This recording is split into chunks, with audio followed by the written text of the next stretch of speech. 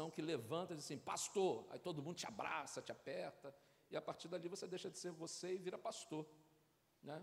Então, assim, você é você. E algumas pessoas você pode conversar como pastor. O George, lá atrás, é um amigão que é desse tipo. O Fernando está lá em cima, é um colega também da teologia, é desse tipo, que a gente conversa sobre a vida. E o Valmir é um desses, que senta, a gente conversa sobre qualquer assunto, sobre qualquer coisa. Se tornou um amigo da Paula também e tem abençoado a minha vida. Ele vai ler a Bíblia, ele vai expor, ele vai nos abençoar hoje. Você pode orar um instante pela vida do Valmir? A igreja dele deve estar reunida agora. E ele deixou a sua igreja para estar aqui com a gente. Senhor, em nome de Jesus, eu peço abençoar a Thalita, as filhas do Valmir, a sua igreja, e pedimos que ele participe deste momento de adoração ao Senhor, expondo a Tua palavra, nos exortando, nos consolando, segundo a Tua vontade. Muito obrigado pela presença da família, dos amigos aqui, e a presença do Valmir para dividir a Escritura. Em nome de Jesus eu oro. Amém. Amém. Que a graça do Senhor seja com toda a igreja. Amém. Bom dia, irmãos. Quero agradecer grandemente primeiro a Paula, né, que me convidou.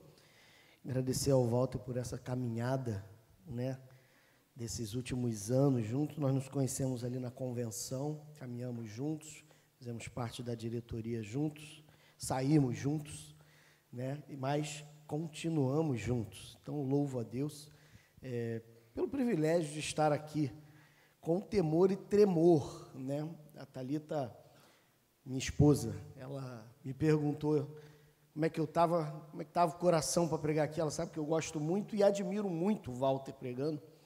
E eu falei para ela, eu estou com medo danado, estou com muito medo de pregar lá, mas vamos contar com a misericórdia de Deus, né, e com a misericórdia dos irmãos também, né, e não ficarem me apontando ali, porque os irmãos têm um exímio pregador. Eu gosto muito do Walter, ouvir o Walter, não só pregando, mas conversando. Vou confessar uma coisa que eu não falei para ele até hoje, ele vai saber agora, que às vezes eu pergunto algumas coisas para ele, que eu sei que ele vai discordar de mim, eu pergunto já sabendo da divergência, mas eu quero ouvir ele, porque normalmente quando eu ouço, ele acaba me convencendo que eu estou errado. Ele nem sabe da minha opinião, mas ele me convence que eu estou errado. Então eu gosto de ouvir ele.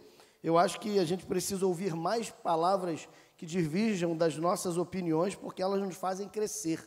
Quando todo mundo concorda com a gente, não há crescimento, não há crítica, não há evolução intelectual, espiritual, nada. E a gente precisa, nós não podemos, na verdade, parar de crescer. Então é muito bom ouvi-lo.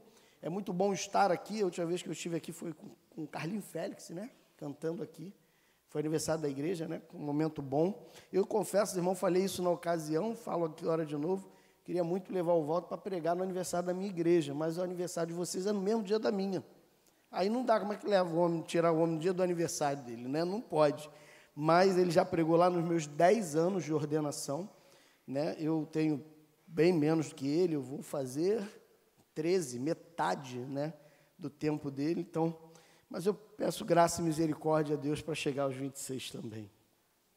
Irmãos, acabando a rasgação, né? Vamos para a palavra, primeiro livro de Samuel, capítulo 16. Nós vamos ler os 13 primeiros versos. Não me alongarei. É um texto bem conhecido nosso, mas penso eu ser um texto bem apropriado para a ocasião. E particularmente eu sou fã de Davi.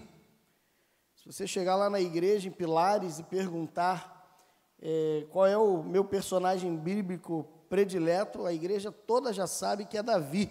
Nós pregamos ali, uns 2 anos atrás, uma série com quase 20 sermões sobre a vida de Davi. Eu gosto muito dele, então não poderia deixar de falar dele num momento tão importante. 1 Samuel 16 diz assim a palavra de Deus: disse o Senhor a Samuel: até quando terás pena de Saul, havendo eu rejeitado, para que não reine sobre Israel? Enche um chifre de azeite e vem, enviar-te-ei a Jessé, o belemita, porque dentre os seus filhos me provide um rei. Disse Samuel: como irei eu? Pois Saul saberá e me matará. Então disse o Senhor: toma contigo um novilho e dize: vim para sacrificar ao Senhor. Convidarás Jessé para o sacrifício e eu te mostrarei o que hás de fazer. E ungir-me-ás a quem eu te designar. Fez, pois, Samuel o que dissera o Senhor e veio a Belém. Saíram-lhe ao encontro os anciãos da cidade, tremendo, e perguntaram: é de paz a tua vinda? Respondeu ele: é de paz. Vim sacrificar ao Senhor. Santificai-vos e vinde comigo ao sacrifício. Santificou ele a Jessé e os seus filhos e os convidou para o sacrifício. Sucedeu que, entrando ele, viu a Eliabe e disse consigo: certamente está perante o Senhor o seu ungido. Porém o Senhor disse a Samuel: não atente para a sua aparência, nem para a sua altura, porque eu o rejeitei. Porque o Senhor não vê como o homem vê. O homem vê o exterior, porém o Senhor o coração. Então chamou Jessé a Abinadab e o fez passar diante de Samuel, o qual disse: nem a este escolheu o Senhor. Então Jessé fez passar a Samá, porém Samuel disse: tampouco a este escolheu o Senhor. Assim fez passar Jessé seus 7 filhos diante de Samuel. Porém Samuel disse a Jessé: o Senhor não escolheu estes. Perguntou Samuel a Jessé: acabaram-se os teus filhos? Ele respondeu: ainda falta mais moço, que está apacentando as ovelhas. Disse, pois, Samuel a Jessé: manda chamá-lo, pois não nos assentaremos à mesa sem que ele venha. Então mandou chamá-lo e fê-lo entrar. Era ele ruivo, de belos olhos, de boa aparência. Disse o Senhor: levanta-te e unge-o, pois este é ele. Tomou Samuel o chifre do azeite e o ungiu no meio de seus irmãos. E daquele dia em diante, o Espírito do Senhor se apossou de Davi. Então Samuel se levantou e foi para Ramá. Vamos orar? Grande Deus, obrigado, Senhor, por esta manhã festiva. Na verdade, ó Deus, todos os dias é um dia de celebração. O domingo se torna um dia mais especial, porque temos o privilégio de, em comunhão com os santos, adorarmos o Teu nome. Mas esse domingo é mais especial ainda, Senhor, porque celebramos 26 anos de ordenação do Teu Filho. Nossos corações se alegram na Tua presença. E em especial, ó Deus, nesse dia te pedimos que a Tua boa mão esteja sobre ele, como tem sido até aqui, com porção dobrada. Ó Pai, muito obrigado por tudo, que o Teu Espírito que está entre nós e já tem nos falado grandemente, continue a agir entre nós nessa hora. Que a reflexão da Tua palavra entre em nossos corações como flecha lançada que acerta o alvo e possa produzir em nós segundo lhe apraz. Obrigado, Senhor, por tudo. Rendemos graças ao Teu nome. E te bendizemos sempre no nome do Cristo, o nosso Salvador. Amém. Bom, eu vou beber bastante água, porque além de resfriado, eu ainda tenho um problema nas cordas vocais que eu preciso estar sempre hidratando. Então, por favor, fora o nervoso, né, irmão? Davi, como eu disse aos irmãos, é um personagem que eu admiro muito, que eu gosto muito. E eu me lembro que quando minha filha mais velha, que tem 10 anos, descobriu que eu gosto muito de Davi, o primeiro questionamento que ela fez para mim foi: mas como é que você gosta de um homem que trai a esposa, que mata e que faz tanta coisa assim? Eu falei assim: filha, a gente tem nossos pecados, e a minha filha é muito questionadora, e ela falou assim: você não pode admirar um assassino, né? Mas é coisa de criança, ela tinha na época uns 7 anos, e ela foi veemente comigo. Mas, de fato, quem é esse menino que a gente já conhece toda a trajetória, toda a história de Davi, já nos é conhecida, mas no capítulo 16 é onde surge esse Davi, é onde surge esse menino, e na verdade um menino.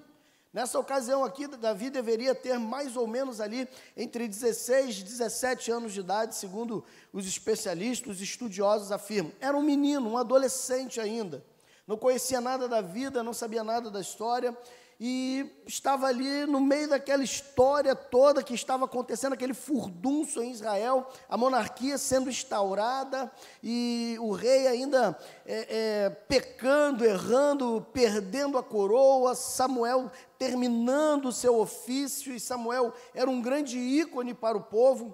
Alguns dizem, inclusive, que Samuel é o primeiro rei de Israel, mas um rei sem coroa, porque é ele que faz a unificação do povo de Israel. Israel, irmãos, lembram lá no período dos juízes, cada tribo vivia da sua maneira, cada tribo se dirigia e se governava de forma independente. Eles em poucos momentos se uniam com objetivos em comum, como a guerra, mas no sentido geral eram pessoas isoladas, eram tribos isoladas. É Samuel que consegue trazer esse senso de unidade, esse senso de nação ao povo, como o último do período dos juízes. E quando o povo então pede um rei, Samuel se sente ali desprestigiado e fica descontente, porque o povo rejeita. E Deus então dá aquela palavra de consolo: eles não estão rejeitando você, estão rejeitando a mim. A gente já conhece a história. Saul é ordenado rei sobre Israel. A palavra de Deus diz, no texto que lemos, lá no verso 13, fala que o Espírito se apossou dali em diante de Davi. Também fala parecido com isso sobre Saul, mas a gente sabe que na caminhada de Saul, em algum momento, ele peca, erra. Seu coração já não era bom aos olhos do Senhor e ele, por isso, perde o direito da sua descendência a continuar reinando sobre Israel. Deus então levanta esse homem maravilhoso, Samuel, e manda que ele vá até um lugar, porque ele rejeitou e escolheu o outro, e esse outro é Davi.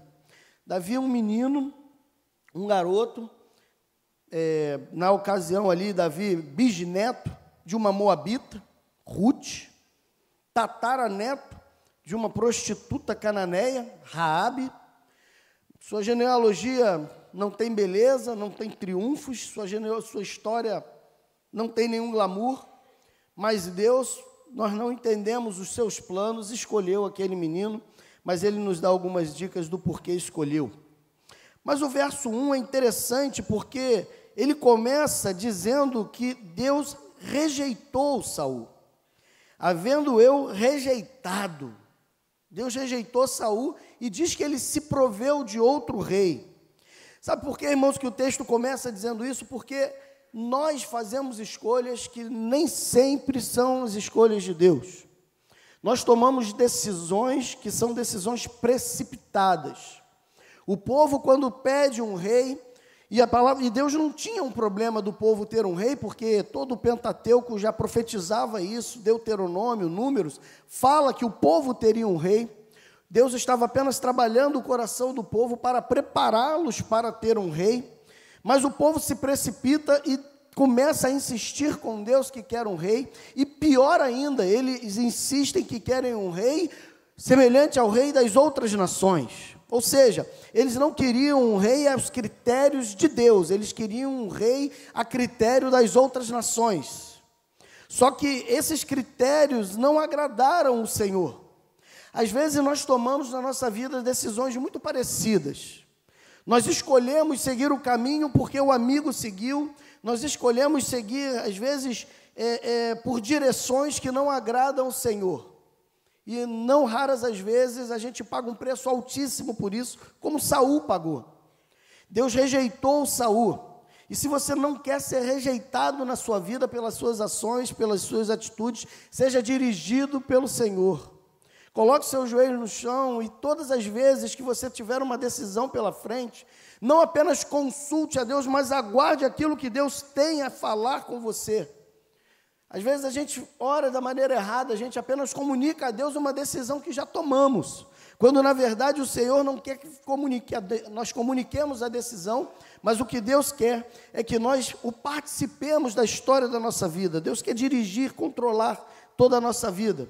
Saul foi a escolha lógica, Saul foi a escolha coerente, afinal de contas o texto fala que era um homem alto, era um homem forte, era um homem viril. Era um rei a critério realmente como tinham as outras nações. O rei, ele não poderia ser, aos olhos das outras nações, alguém que não tivesse atribuições físicas, altura, força. Não poderia ser. Deveria ser um homem de cara amarrada, queixo quadrado, viril, forte, alto. E o povo queria esses critérios. E Deus, então, rejeita esses critérios, porque nós não podemos nos igualar a essa vida. Deus não nos chamou para sermos iguais, Deus nos chamou para sermos diferentes. Eu me lembro que no período que me converti ali no final da década de 90, quando me converti a Cristo, as pessoas nós ainda conseguíamos reconhecer os crentes na rua, seja pela maneira de andar, pela maneira de vestir, pela maneira de falar, pela maneira de se comportar em sociedade. por trazer a Bíblia para a igreja. A gente agora quase não usa mais a Bíblia em papel, a gente usa mais o celular, e não é uma crítica, é apenas uma constatação.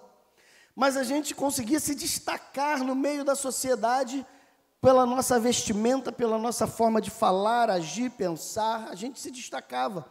Hoje, a gente não consegue mais fazer esse tipo de avaliação, porque nós somos reis a como tem as outras nações. Nós somos iguais a tudo e todos. Não há diferença entre nós e aqueles que não são. O profeta Malaquias, lá no finalzinho do seu livro, capítulo 4, ele vai dizer que outra vez todos verão a diferença entre o justo e o ímpio, entre o que serve a Deus e o que não serve a Deus. Nós precisamos retomar um testemunho que vá além das palavras, além das atitudes, mas que seja visível. O Espírito Santo precisa surgir dentro de nós de maneira muito clara àqueles que nos veem. A lógica humana não convence a Deus. Saul era opção lógica, mas Deus o rejeitou. Davi foi a escolha de Deus. Davi foi aquele que Deus quis. Por isso que Deus fala que ele rejeitou, mas escolheu um outro. E ele fala para Samuel, ainda no verso 1, para ele encher um chifre de azeite. O chifre era justamente um símbolo de força, era um símbolo de poder, mas não seria mais a força e o poder dentro da perspectiva humana, mas seria a força e o poder que emerge dele, do Senhor.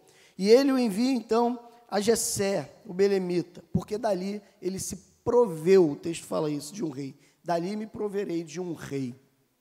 Deus já havia escolhido aquele menino, antes mesmo do povo escolher Saul. Saul reina sobre Israel durante 40 anos. E Davi, quando Saul é ungido rei sobre Israel, talvez nem fosse nascido, talvez fosse bem mais novinho do que aqui. Mas Deus já havia determinado preparar um rei segundo o seu coração. A gente precisa aguardar as coisas que Deus tem a realizar sem pressa. O Senhor, ele não se atrasa em nada. O Senhor faz com que as coisas aconteçam no tempo dEle, na vontade dEle, na direção dEle. Por favor, não coloque as carroças na frente dos bois. As nossas decisões tendem a nos levar a lugares escorregadios e temerosos. Não faça isso com você. Ouça aquilo que Deus tem a falar para você, porque certamente você poderá andar por um caminho mais tranquilo. Uma outra coisa que acontece aqui já no verso 2, é que o Samuel, ele fica com medo. Ele fala assim para Deus: como irei eu, pois Saul saberá e me matará. A gente toma atitudes precipitadas porque a gente fica ansioso, a gente fica com medo. E uma das coisas que mais tem afetado a vida do ser humano hoje é justamente a questão da ansiedade, da insegurança, dos medos. É síndrome do pânico, é crises de ansiedade. São tantos males que têm atingido, mas que a gente acha apenas que é um problema psicológico, que é um problema fisiológico, mas não consegue entender que também há um problema espiritual por trás de tudo isso, que é a falta de confiança em Deus. Se nós lermos a Bíblia de capa a capa, você vai perceber que a todo tempo a palavra de Deus nos incita a descansarmos e confiarmos no Senhor, e que o nosso coração deve se livrar de quê? Da ansiedade, lançando sobre Ele todas as vossas ansiedades, porque Ele tem cuidado de vós. Em paz me deito, logo pego no sono, porque o Senhor está comigo. A gente vai ter diversos textos da palavra que demonstram que essa ansiedade tem roubado a paz e a segurança dos nossos corações. Mas Jesus, ele diz: não andeis ansiosos por coisa alguma. Nós não devemos andar ansioso por nada. Por que você está ansioso com o que haverá de comer, de beber, de vestir? Vejam os lírios do campo, nem Salomão se vestiu como um deles. Se Deus veste assim a erva do campo, quanto mais a eu e você, meu irmão. Essas problemáticas que têm se acumulado sobre a nossa vida é um medo, é uma falta de confiança no amanhã. Mas o amanhã pertence ao Senhor. Deus é o dono do amanhã. Lance sobre ele esse medo, essa ansiedade. O Samuel, ele fica aqui falando para Deus: mas como que eu vou? Saul vai saber, vai me matar. Esses medos são normais, mas eles não podem nos paralisar. O medo é normal. O medo é algo inerente ao ser humano e, inclusive, ele nos freia para não exagerarmos. Você já viu alguém que tem medo do mar morrer afogado? Não morre, porque ele não entra. Quando entra, ele fica ali na beirinha. Mas o cara que sabe nadar, ele se aventura, vai lá para alto mar, tem uma cãibra e se afoga. O medo, ele precisa nos dar um certo limite. Agora nós vimos aí, acompanhamos aí nessas últimas semanas um grupo que pegou um submarino, nem é um submarino, né? É sei lá o que é aquilo, né? E foram tentar velar o Titanic a 3.500 metros de profundidade. O corpo do homem não consegue aguentar nem 200 metros. E foram lá, não entenderam o limite do seu ser, do seu corpo. Todos nós temos um limite. E é esse medo que nos dá esse limite. Porém, o medo não pode frear a nossa vida a um ponto de nos paralisar. E nem permitir a ausência de medo que possamos andar de maneira sem ele e aí cairmos numa profundidade como essa. O que nós precisamos é sempre entender que a vida é feita de equilíbrio, de sabedoria. Saul estava com medo e ele tinha razões para ter medo. Samuel, se Saul descobre de fato mataria, como você está ordenando outro rei? O rei sou eu. Que negócio é esse? De fato ele faria isso. Mas aí uma outra coisa que é interessante nesse texto é que a gente percebe que a história da nossa vida é feita de estratégias. Olha o que Deus fala para Samuel quando ele diz isso. Toma contigo um novilho e diz, vim para sacrificar ao Senhor. E alguns dizem que isso é mentira. Não, isso é uma mentira. Não, não é uma mentira. Ele foi sacrificar realmente. Era o costume de Samuel fazê-lo. Não só porque ele era o juiz, mas principalmente porque era o sacerdote daquela nação. Ele não mentiu, mas ele usou de uma estratégia. A gente precisa entender que em meio à sabedoria tem que ter estratégia. Deus tem estratégia em tudo. Quando a palavra de Deus fala que o Filho do Homem, Jesus, nosso Senhor, se manifestou na plenitude dos tempos, é porque Deus tinha uma estratégia.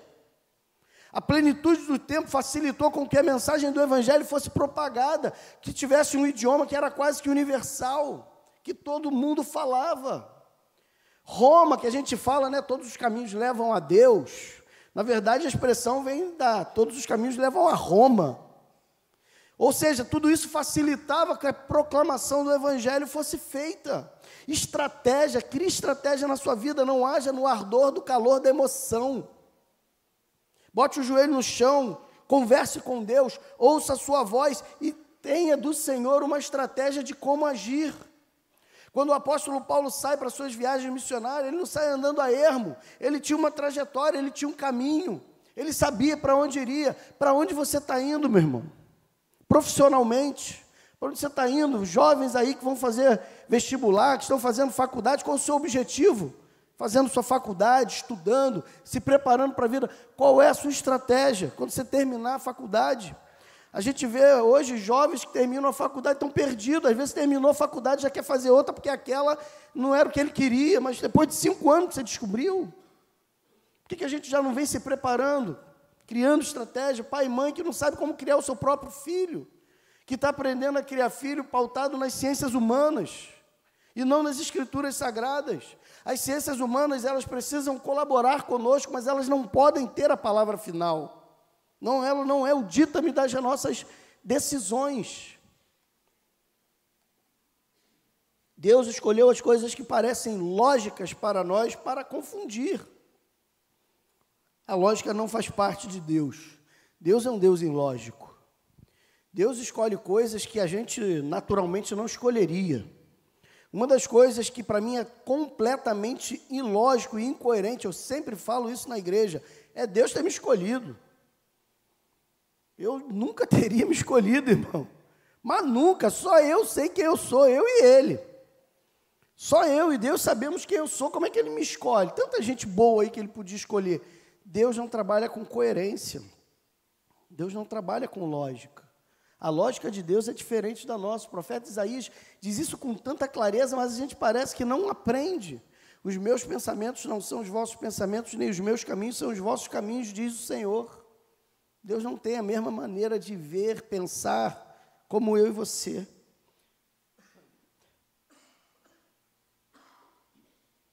Perdão, verso 3.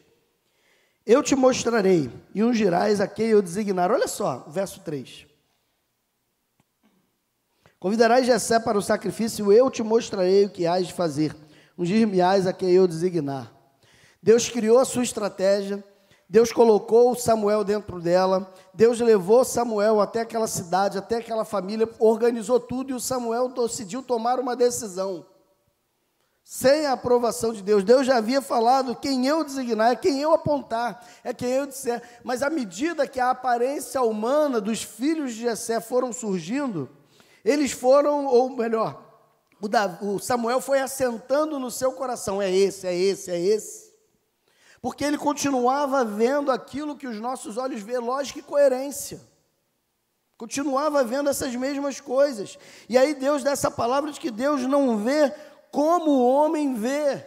Deus vê coração. E por favor, meu irmão, não entenda coração dentro do contexto ocidental, reduto dos sentimentos, das emoções. Na boca de um hebreu, isso não é coração. Na verdade, sentimentos e emoções para o hebreu está mais voltado aos rins, dentro da cultura dele. Na verdade, coração está falando da inteireza do ser completo. Deus conhecia Davi na sua completude, em todo o seu ser. Deus conhece eu e você em todo o nosso ser. Quando Deus fala para Jessé que se proveu de um rei, que já designou um rei, quando Deus vai mostrando essas coisas para ele, Deus deixa claro que ele escolheu alguém segundo o seu coração, segundo a sua vontade. Ele fala que ele viu o coração do Davi, ou seja, ele viu todo o ser, ele viu quem Davi era. Ele sabia quem Davi era. Você sabe quem é você? Deus quer usar você. E aí, me perdoe, pastor Walter, 26 anos de ministério aqui tem 15 anos aqui, glória a Deus por isso. Mas eu pergunto, desses 15 anos, pastor Walter aqui, quantos de vocês têm de fato servido a essa casa de oração, a esse ministério e, consequentemente, ao seu Deus, com o chamado, dom e talento que Deus tem dado a cada um de vocês? Deus escolheu aquele menino porque Deus conhecia a inteireza do ser dele. Deus quer usar você. Talvez Deus quer usar você para coisas que você ainda não se colocou à disposição para ser usado. Davi provavelmente ali deve ter tido algum medo no início, principalmente quando o próprio rei se levanta em perseguição contra ele. Mas se você ler todo o livro de Samuel, você vai perceber que a história de Davi é singular. Davi enfrenta desafios psicológicos, Davi enfrenta desafios físicos, Davi enfrenta todo tipo de desafio, mas apesar de enfrentar todo tipo de desafio, ele não desiste porque ele sabe em quem tem crido. É o relacionamento de Deus com Davi que muda toda a realidade da vida de Davi. Como a sua vida é guiada pelo seu relacionamento com Deus ou pelas decisões que você toma mediante a lógica do seu coração e da coerência das coisas? As nossas decisões não podem ser tomadas à medida como qualquer outra pessoa que não tenha Cristo toma. Volto a falar dos jovens, você que está tomando a decisão agora de fazer a sua faculdade. Por que você quer fazer essa faculdade? Valmir, porque ela me proporciona uma grande carreira, eu vou ganhar muito dinheiro. Isso é bom, você deve observar isso. Você já perguntou para Deus se é só isso que você precisa? Porque pare e pense que é assim que qualquer jovem aí fora pensa. Se os meus pensamentos são semelhantes aos pensamentos de qualquer jovem aí de fora, o que me diferencia dele? Se você cria os seus filhos da maneira como a sociedade cria os seus, qual é a diferença então? Sabe por que a gente tem muito dos nossos filhos hoje longe do Evangelho? Porque a gente começou a dar mais ouvido à maneira como a sociedade ensina do que como nós ensinamos. Acreditamos que só trazer para a igreja é o suficiente. Nós, ano passado, fizemos um desafio na igreja, onde nós leríamos a Bíblia toda, juntos, a igreja toda, a gente vez por outra faz isso. E só que o desafio era um pouco diferente, porque, além da leitura individual de cada um, os pais deveriam ter a responsabilidade de ler, pelo menos, todo o Novo Testamento com seus filhos. O filho que morasse na sua casa. E aí, especialmente, os menorzinhos, né, as crianças.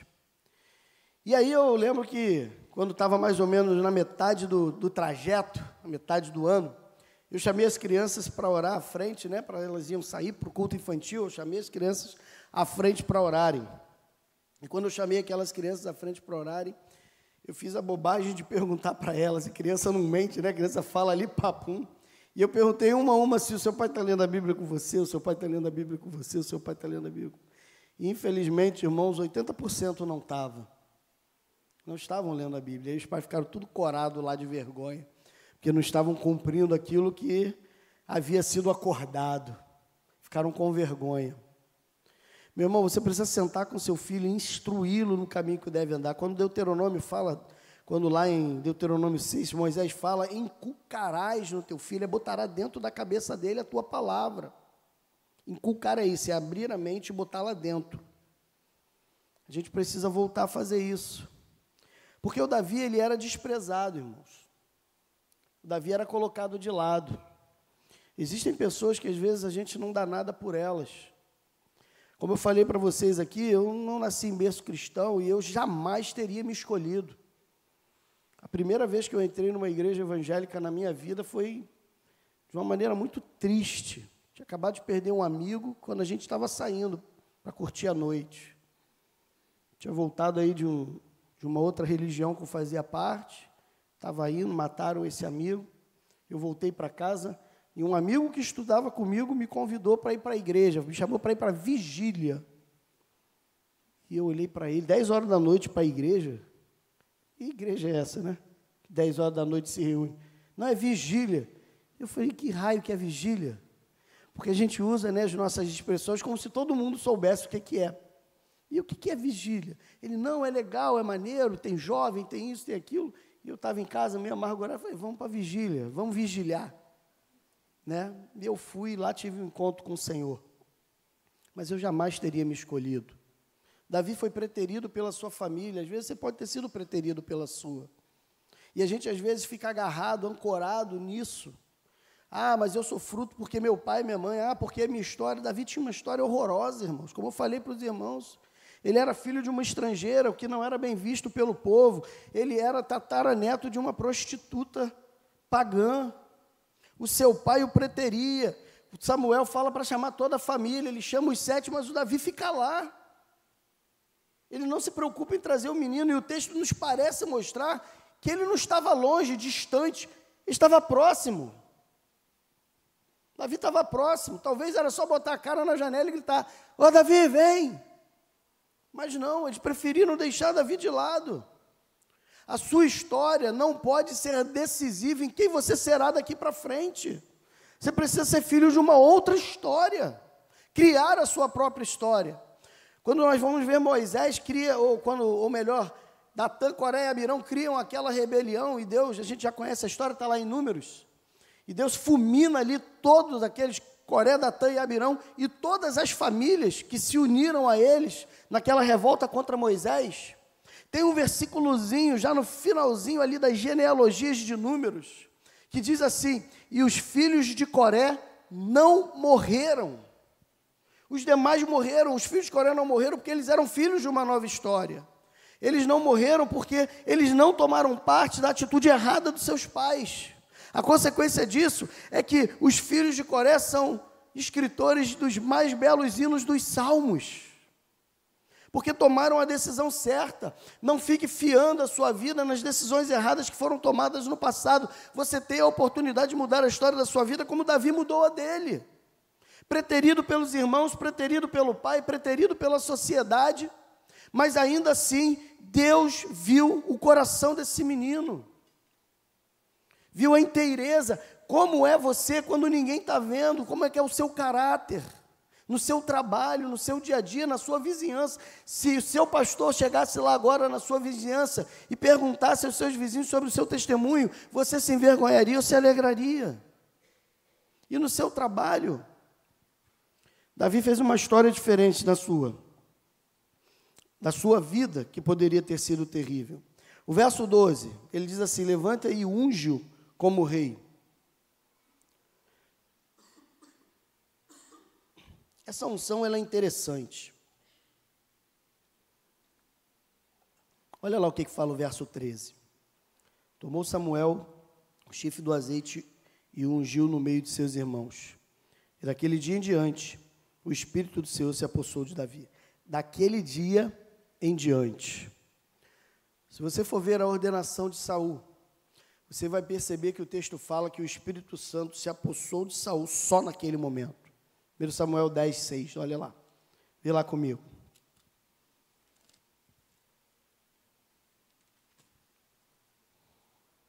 O Espírito do Senhor se apossará de ti, e profetizará com eles, e tudo será mudado. Tu serás mudado em outro homem. O Espírito do Senhor se apossará de ti. Essa expressão fala só do momento. O Espírito de Deus se apossou de Saul naquele momento, e depois de Saul resolveu tomar as decisões da vida dele, seguir o curso da maneira como ele deveria seguir, como ele escolheu seguir. O texto daqui de Davi, e é por essa a minha admiração de Davi, porque o texto fala que o Espírito se apossou de Davi, dali em diante. Davi não viveu mais a sua vida pelos dítames das suas próprias decisões. O que eu admiro em Davi não é os pecados que ele cometeu. Os pecados que ele cometeu fazem com que eu observe para que eu não os cometa também. Mas o que eu admiro em Davi é o coração que ele tinha, que amava a Deus e ao seu povo. Quando seu filho Absalão resolve usurpar o trono do pai, o pai poderia ter entrado em guerra com o filho. Ele poderia ter contendido contra o filho, mas o filho já estava entrando às portas de Jerusalém. O povo sofreria. Jerusalém seria destruída. A cidade seria pilhada. Davi provavelmente venceria aquela batalha, porque ele tinha os seus valentes. Ele tinha os seus leais que estavam ao seu lado. Mas a despeito de tudo isso, ele escolheu poupar o povo. E aí eu quero dar uma palavra para você com relação ao seu pastor. O seu pastor, ele precisa continuar a ser o seu pastor enquanto ele ainda olhar para você como seu povo. Quando ele entender que a igreja é muito maior do que ele. A igreja, o pastor nunca pode ser maior do que a igreja. Nós, como pastores, somos servos da igreja. Nós não somos maiores do que ela. Nós estamos aqui para abençoar a vida dos irmãos, para sermos bênção na vida dos irmãos. No dia que nós não formos mais bênção na vida dos irmãos, certamente o Senhor nos conduzirá a um outro lugar. O Absalão tentou tomar uma coisa que Deus havia dado a Davi. Não permita, irmão, em nome de Jesus, que a sua vaidade e arrogância faça com que você se levante em algum momento contra a liderança estabelecida. Um dos maiores maus que a gente enfrenta e vê nas igrejas são pessoas que tentam derrubar outras pessoas. Igreja não é lugar de guerra de poder. A igreja só tem uma guerra a ser guerreada, é contra o pecado. Essa é a guerra que nós lutamos. A palavra de Deus diz que a nossa guerra não é contra a carne, não é contra o sangue, ou seja, não é contra o ser humano. É contra os principados e potestades, contra as hostes espirituais da maldade, que operam nas regiões celestiais. Entre em guerra e em conflito sempre, contra o pecado, contra o inimigo de nossas almas. Mas não permita que os seus pensamentos, a sua arrogância, ache que o tempo de alguém acabou. Quem determina o tempo de alguém não sou eu, não é você, é o Senhor. É Ele que determina. Quando o nosso tempo acaba, Deus já fala isso de uma maneira tão clara, como falou para Davi. A vida de Davi, Davi ordena ou passa o reinado ao seu filho Salomão, antes dele morrer, porque ele entendeu que o tempo dele acabou. Em algum momento, irmãos, o tempo do pastor Walter vai acabar, mas não cabe a vocês dizerem quando isso acontecerá. Cabe ao Senhor revelar isso ao seu ungido. Eu louvo a Deus, porque lá na nossa igreja a gente tem instruído a igreja nessa direção também, e o povo tem aprendido a amar, porque tem muitos pastores que sofrem, como tem muitas igrejas que sofrem na mão de pastores também. Mas a gente precisa voltar a ser servo, simplesmente servo, como Davi foi. Um homem que amava o seu povo e que preferiu abrir mão do poder da coroa, para que o povo não sofresse. E como Deus estava no negócio, Deus levou ele de volta. Quando Davi estava saindo da cidade, os sacerdotes se aproximaram dele com a arca, para que ele levasse Deus junto com ele. Ele falou, não, a arca pertence ao povo, não pertence a mim. A igreja não pertence aos seus pastores. A igreja pertence ao Senhor e ao seu povo. Que a gente possa zelar e amar intensamente a igreja, mas também aquele que Deus colocou sobre nós, com obediência, com humildade, com mansidão, mas principalmente com amor. Porque a palavra de Deus diz que o amor cobre multidões de pecados. Amém? Feche teus olhos, queria orar mais uma vez, agradecer pela vida do pastor Walter. Como eu falei, é um homem que tem me inspirado, que tem me ensinado. Talvez ele não saiba o quanto, mas tem, e eu louvo a Deus por isso. Senhor, muito obrigado, Pai. Obrigado porque o Teu Espírito está sobre o pastor Walter. E não por um momento, mas está com ele todos os dias. Que Tu continue, Senhor, dando ao Teu filho visão espiritual. Que ele não venha a olhar, ó Deus, o ministério como uma profissão. Não venha a olhar o ministério como da onde tira o seu sustento. Mas que ele venha a olhar isso aqui, ó Deus, como servidão. Primeiramente a Ti, mas também aos irmãos. E que a Tua igreja, ó Deus, possa amá-lo e honrá-lo por quem ele é, com as suas fraquezas, com seus pecados, mas também, ó Deus, com um coração entregue na obra do Senhor e desta casa de oração. Obrigado, Senhor, pela amizade, pelo carinho, obrigado pela Paula, obrigado por tudo. São tantas bênçãos, Senhor, que seria impossível descrever cada uma delas. Eu te rendo graças e te louvo, no precioso nome de Jesus. Amém.